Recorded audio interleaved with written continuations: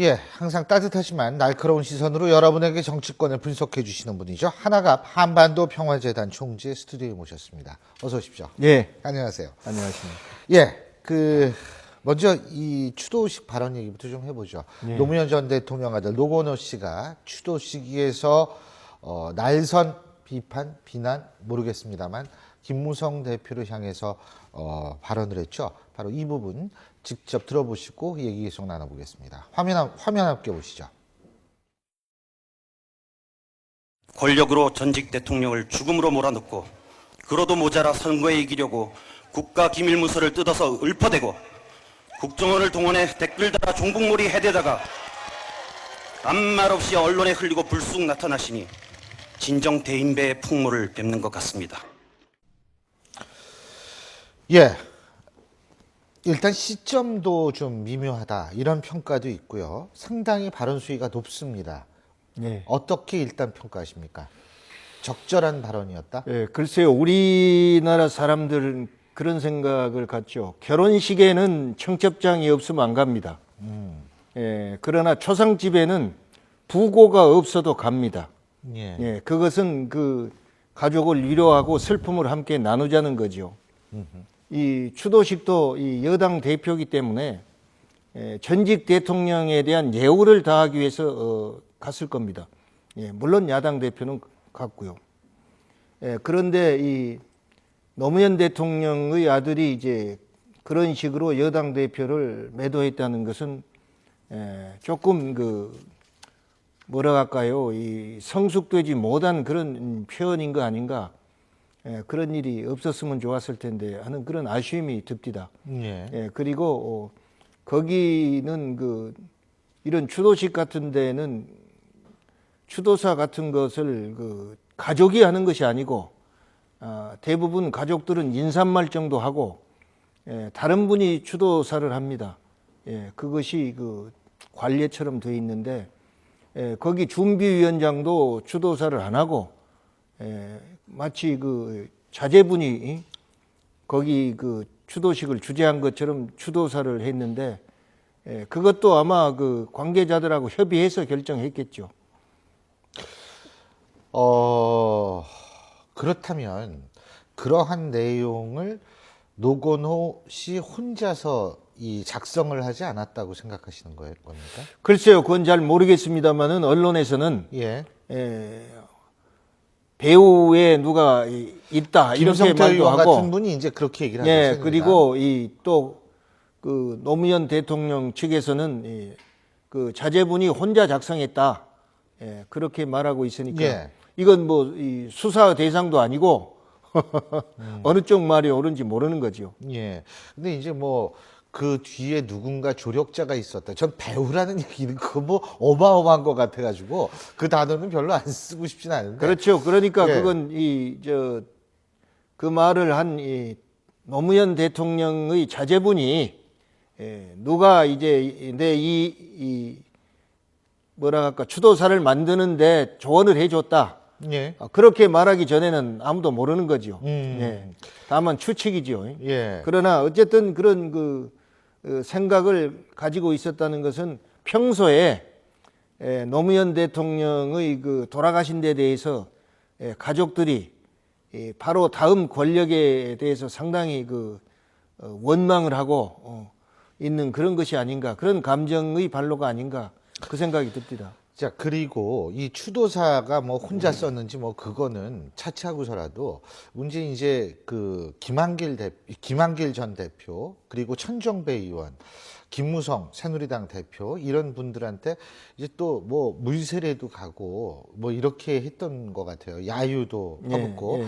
물론 박지원 전 원내대표한테도 야유를 좀 박지원 전 원내대표도 받은 것으로 알려지고 있거든요. 근데 박지원 의원 같은 경우에 이제 뒷문의 차를 처음에 댔다는 겁니다. 제가 오늘 아침에 박지원 대표하고 인터뷰를 했거든요. 그래서 제가 이제 그 얘기를 박지원 대표로부터 직접 들었는데 그게 이제 이호 여사 대신 참석하는 모양새가 됐기 때문에 그쪽에서 배려로 자동차 뒷문에 대게 해서 그쪽에 대고 곧바로 이제 들어오고 끝나고 곧바로 나갔다 이런 거고 딴 분들은 이제 한꺼번에 가시기 때문에 이게 이제 아마 걸어가는 길이 좀 길었던 것 같습니다. 근데 어쨌든 저강도와 고강도의 이게 차이가 있더라고요. 예? 예. 야유의 그 저강도의 야유와 고강도의 야유의 차이 어떤 차이가 있을까요? 어떻게 보십니까?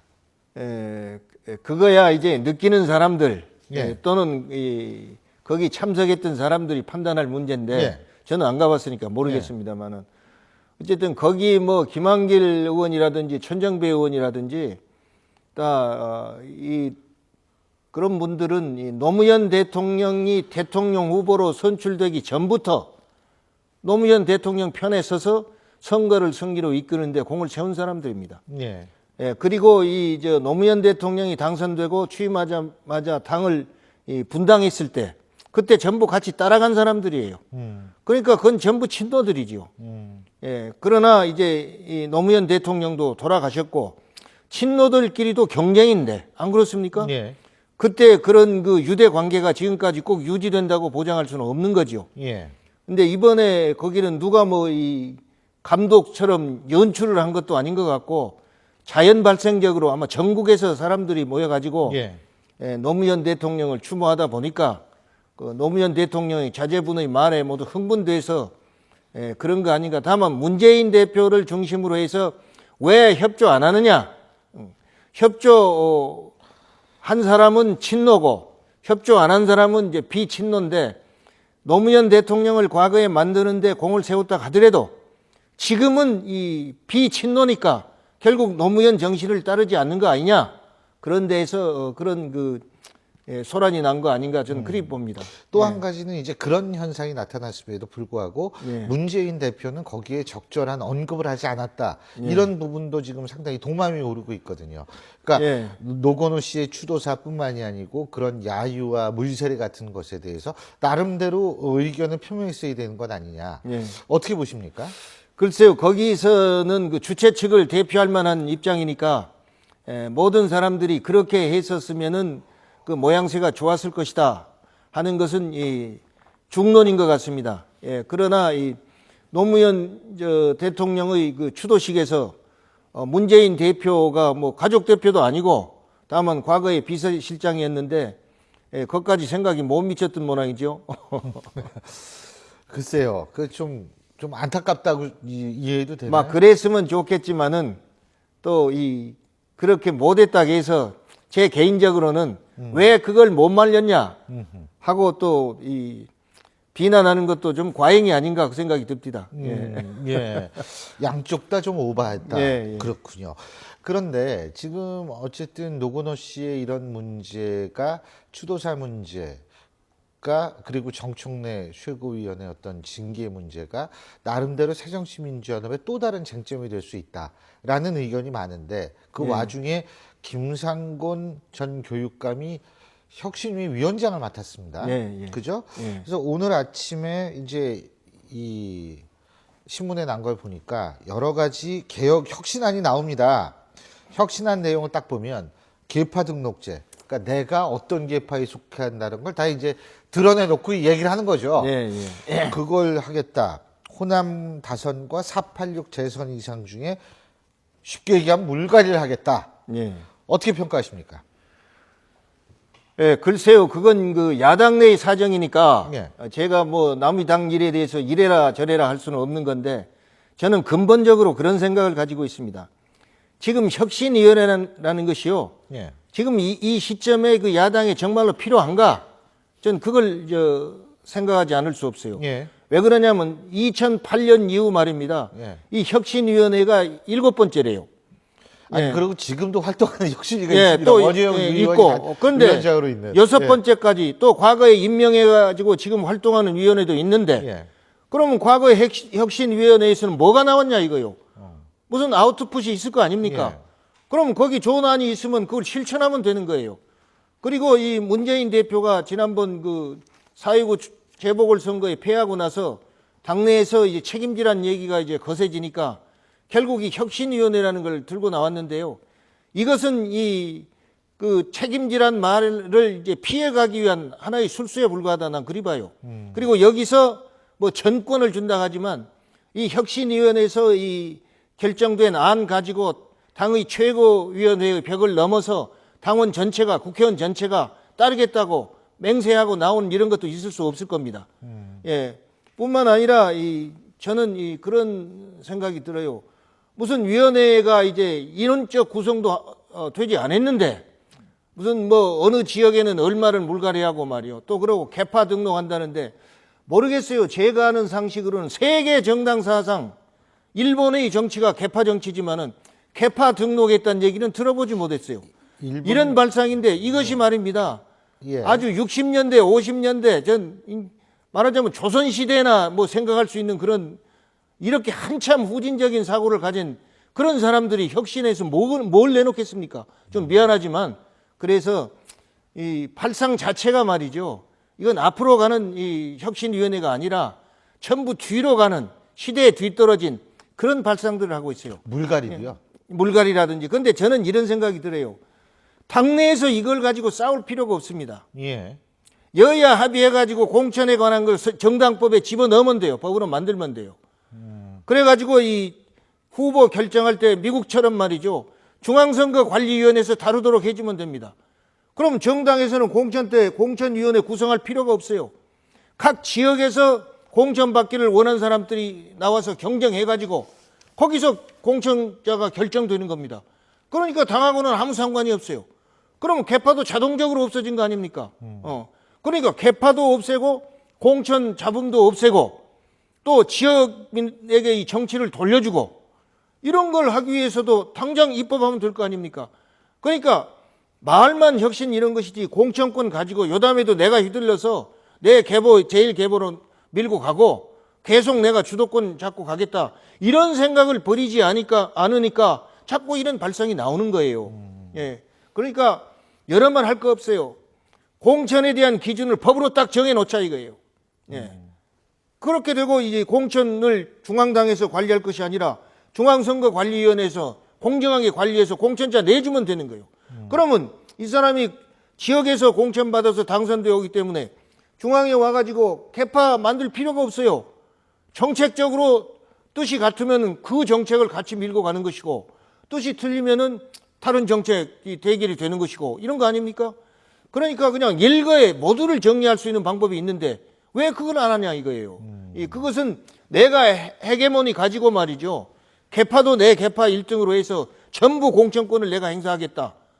이거 아닙니까? 그거 아니면 뭡니까? 그렇기 때문에 혁신위원회를 1000만 번 해봐야 6번째도 아무것이 안 나왔는데 7번째 나온다는 보장이 없어요. 뭐 박지원 의원 같은 경우에도 이 의도적인 물갈이를 이 주장을 하면 분란만 일으킬 것이다. 결국요. 예. 지금 이렇게 나와서 이 의도적인 물갈이하고 되면은 공천 놔두고요. 누구든지 연대해가지고 입후보 그냥 20알이면 정당도 만들어요. 예. 그러니까 결국 이것이 뭐냐. 우리 뜻이 맞은 사람들끼리 우리끼리 해가겠다 이거요. 그러니까 나가라 이거요. 그런 말 하잖아요. 노골적으로. 그러니까 지금 제1야당이 이대로 존속하기가 어려운 풍토가 아닌가. 그리고 여기서 말이죠. 그것이 좋다 나쁘다 할 필요가 없어요. 거기서 팽당하기 싫으면 말입니다.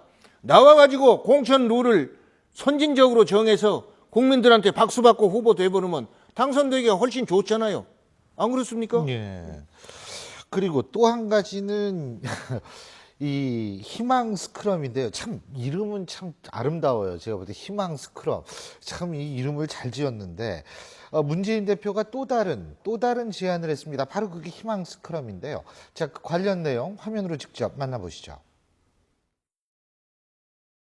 유력한 차기 대선 주자로 그렇게 불리면서 국민들에게 또 우리 지지자들에게 희망을 주는 분들이 여러 분 계십니다. 이런 분들이 함께 힘을 모아서 희망을 키워나가자. 안철수 전 대표와 박원순 시장님 그리고 저 이렇게 함께 이렇게 수시로 모여서 혁신에 대해서 의견을 나누어 나가는 이런 것부터 시작하자는 거죠. 그 점에 대해서 안철수 대표도 의견을 함께 하고 있습니다. 지금 저 부분이 또 얘기가 달라요. 안철수 전 대표 같은 경우엔 참여하겠다고 말한 적이 없다. 이게 왜 이럴까요? 글쎄요. 둘이 말을 해도 저렇게 결과가 다른데 이것은 이해관계가 부딪히기 때문에 그렇습니다. 그런데 저는 그런 생각이 들어요. 문재인 대표가 저걸 제안하는 것은 지금 당내에서 가장 지지도가 높은 대통령 후보감이니까 선이 묶어놓으면 자기가 의장이요. 안 그렇습니까? 만나자 할 때 만나고. 그래 자기는 항상 1등으로 가겠다 이 말이에요. 그리고 세계 정당 사상 민주주의 국가에서 어느 정당이 후보하고 싶은 사람들 다 나와. 우리끼리 모여가지고 말이요. 어떻게 할 것인가도 말이요. 토의하고 한번 잘 해보자. 이렇게 해가지고 후보군이 형성된 그런 나라 있습니까? 그런 정당이 있습니까? 이것은 끝까지 당의 헤게모니도 가지고 가지만 후보에 대한 이런 그 자기의 이로운 점을 선점해서 끝까지 갈 테니까 나 따라오라 이 말이에요.